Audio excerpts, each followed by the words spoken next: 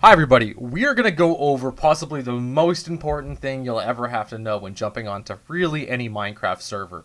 Now you could say this matters for any other type of server out there, whether it doesn't matter what game you're playing, as kind of survival games matter more than others. But as a server owner, as a Minecraft server owner, these are the three major things that I have noticed when somebody is trying to build wealth on the server. The absolute three major things that are involved with their success when building wealth on a server.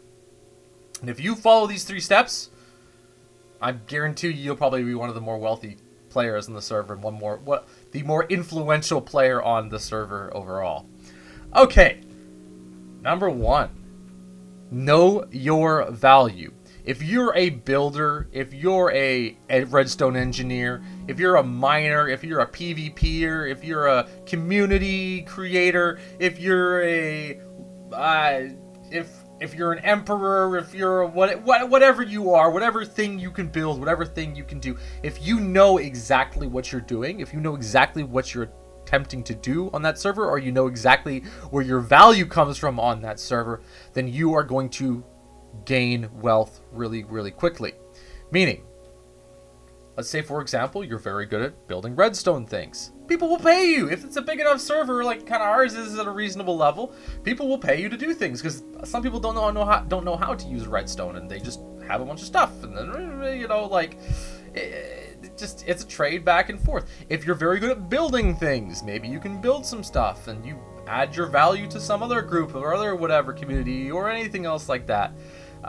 These things, they add value to whatever you're doing, because what happens is when you have two people that are adding value together, 1 plus 1 doesn't equal 2 in this situation. 1 plus 1 actually equals like 4, and it's pretty crazy. If you have two people that are working on things where they are working on things that they're extremely skilled at, you're going to create wealth extremely fast. Extremely fast. The people who come onto our server, now our server is fairly hard. It's not really for everybody. We call it a noob-friendly survival server because there's a lot of easier things that make it much easier for the average player than you could say like your regular open survival server, which there really isn't many of them. Like, the people that totally fail in this, they're the ones that come onto the server and go, "Help me! What do I do? This is a survival server. Where do I go? How do I?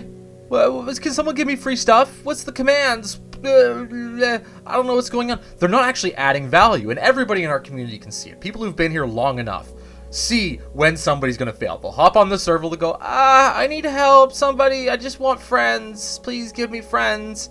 And then they'll punch one of the NPCs at the main spawn. The NPCs will kill them right away because they're super powerful, and then they'll just leave. Because they have no intent. They have no idea what they're doing. They have no idea what their own value is. And they're simply asking, somebody please help me. Now, for the players who've been around for a long time and actually are building communities and building little things on our map, you guys will notice usually those people disappear. If someone comes on the server and goes, "I need help," they'll go, "Well, come mine with us." You'll give them a whole bunch of iron tools. They'll go mine for a bit, and then we'll never see them again. Well, that's because they're not going to be successful. They have no idea what value they're bringing. They have no intent of playing the game to provide value for themselves, even. Because if you come on a server and you don't even know what you're supposed to be doing, well, it's just like playing with Legos. Maybe the value to you is creating the little world and the politics and the theoretical politics or whatever you want to go. Like that is the value that somebody brings to the table for their own fun. People who come on, I remember hearing about an FBI negotiator who worked for a suicide hotline for a while, and he called them emotional vampires. People that would call up, and they're not really there they're not there to go, "I need help really bad, I hate myself." No, they're there to literally go, "Oh, please tell me how good I am. Please tell me that I shouldn't." And like, that's kind of what's happening when people come on the server. That's where people fail. I know I'm kind of gone on to that a little bit too long, but that's really important, guys. If you don't know where your value is, try and find it. And sometimes too, if you don't know what your value is in learning what your value is. Don't try and force anything. We all know people that come on the server that go, "Oh yes, I am this," And then we go, yeah, sure you are. And then they never do what they say because they think they say what their value is, but they haven't even learned their own value. Anyways, okay. Number 2, have a backup plan. If your value fails in any way, what do you do when it does fail? If you're an amazing PvPer and you're killing everybody left and right, and suddenly you get stabbed in the back and someone takes all your stuff, what's your backup plan? Well, obviously you can't go out and get iron and just do the same thing again. You have to have some way to guarantee your value. You have to have some way to hold on to the value and hold on to the things that you've done. This goes with building little systems. This goes with building systems of backup. If you're just a builder, if you like building things, and I've actually seen quite a few people like this, the people that succeed are quite incredible. Because what will happen is they'll build an entire castle, they'll build something, and I'll talk to them for a little bit, and they're going to go, I'm going to take it down.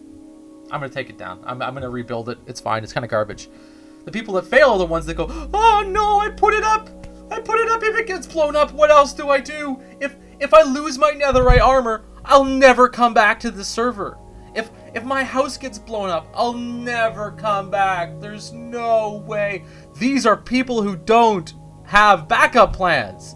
These are people who haven't built systems to make sure that when they fail, because they will. The goal is when you fail, when you fall. Even if you have all the protected stuff in the world, you will fall. But it's all about how you back things up, how you make sure that, well, maybe you have a different loot stash somewhere else. Or maybe you build a secondary project, so if one gets blown up, you got another going.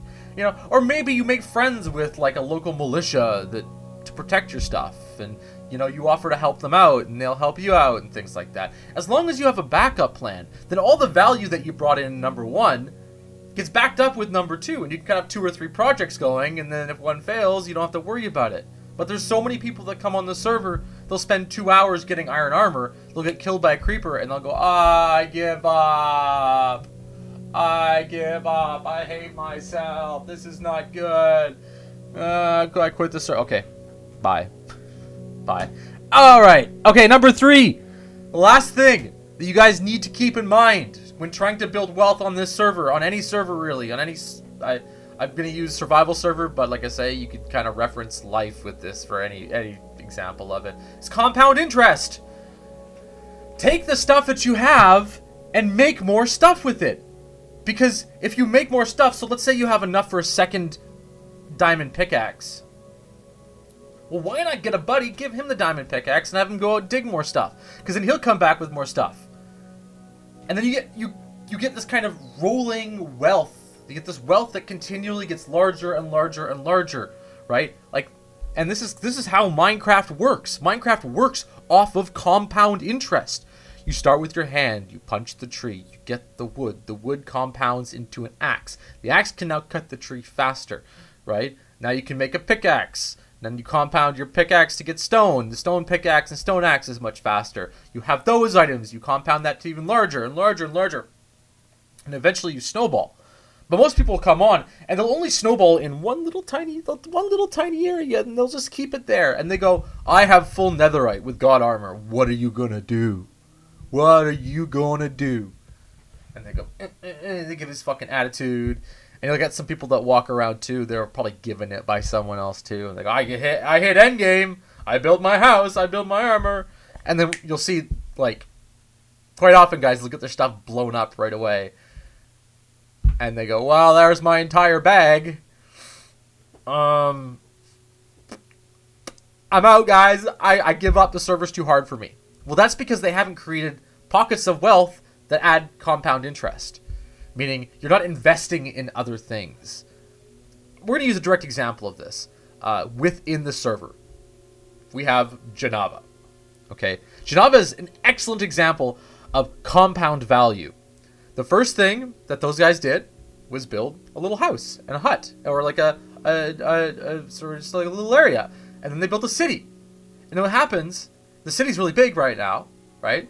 So then they had a base of operations, and then that base of operations meant they could interact with other people, and they got a whole bunch of people through the area, and they got people coming in and out and building it, and then that interaction meant that with other people kept other people could come in and now build more stuff on top of that, and build more stuff on top of that. And even too, as a server developer, which is really great for me, which is I can do, and which is kind of, I get my little god hand over the server, is that when I see that type of compound wealth, I want to hop on it too, because I like that wealth. Not from like an internal perspective where I want more stuff. I want more value for the players. And so there's a thing about encouraging that compound wealth, the thing that you've built just gets larger and larger and larger and larger and larger. And as long as your backup plan is there, if you lose a little chunk of it, you still have a whole bunch left. Every once in a while, Genava loses entire sets of netherite armor. Every once in a while, something goes wrong, and they get their inventories completely wiped, and they lose a whole bunch of stuff. But they can always come back to the thing that they have a backup. Now, of course, with protected properties, you could say your backup is sending me a few bucks so I can build you a little property where you are safe.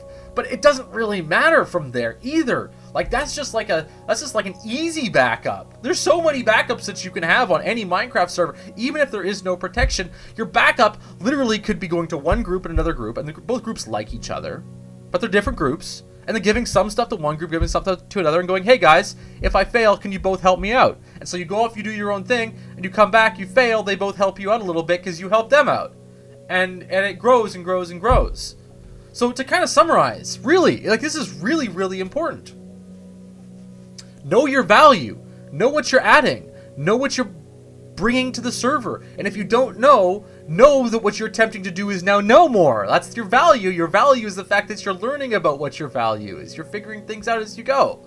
All right. Number 2 is have a backup plan. I shouldn't be doing it. Number 2, have a backup plan. If your value fails, if the thing that you're currently working on fails, where do you have more value stored? Where do you have it safe? Where do you have it kind of hidden? And then number 3 is make that value compound. Well, you have that value right now, and even while you have your backup value, put your backup value and put your main value in places that grow. You don't want to hoard all your stuff in a little hut and go, it's all mine, it's all mine. Because what happens is someone comes along, puts a little bit of TNT in the middle of your hut, kills you, takes all your armor, wipes your stuff out, and you got nothing. But if you have a city that is growing much larger than can possibly be grieved, then your value is compounding. Know your value, protect your value, and make it grow. I don't know why, kind of a weird one. Make it grow. Alright guys, thank you so much for listening to my TED Talk. This has been how to get wealthy in Minecraft, because I have seen so many bloody people fail. I have seen so many bloody people come into the server, not know what they're doing, and blame me for their failures too, which is like guys, it's not my fault. And they don't do anything to protect themselves. They don't do anything to build, and they don't do anything to set themselves up. So keep an eye on it. When you're on the server too, look for those people. Look at the people that you think are succeeding. Figure out, where's their value?